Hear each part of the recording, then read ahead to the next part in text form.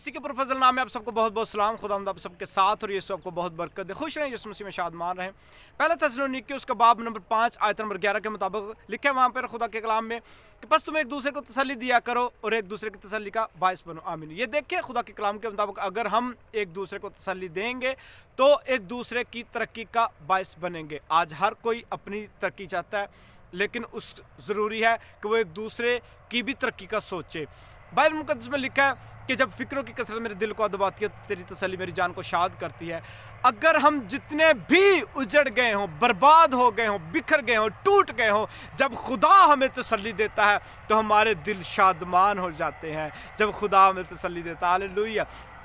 तो एक दूसरे को, इंसानों को भी चाहिए तसल्ली दें। देखिए अगर कोई बिखर गया, टूट गया हो, दुखी हो, तो अगर आप जाकर किसी को पूछेंगे कि क्या हुआ था, अगर उसे छेड़ेंगे, मजाक करेंगे, तो वो पता नहीं बेचारा कितना पहले टूट चुका है, तो वो और दुखी होगा, शायद वो मरने के करीब पहुंच जाए। इस वक्त उसे ज़रूरत है तसल्ली की। आपको भी, मुझे भी, हर एक को मुसीबत के वक्त ज़रूरत होती है तसल्ली की। अगर लोग उसे तसल्ली चाहते हैं तो लोगों को तसल्ली दिया भी करें। जैसे कि बाइबल मुकद्दस में लिखा है, आदमी जो कुछ बोता वही काटेगा। और अगर आप चाहते कि आपकी मुसीबत में लोग आपको तसल्ली दें तो आप भी लोगों को तसल्ली दिया करें, जैसे आप लोगों से चाहते हैं। यीशु मसीह ने कहा कि जैसा तुम चाहते हो कि लोग तुम्हारे साथ करें, तुम भी उनके साथ वैसे ही करें।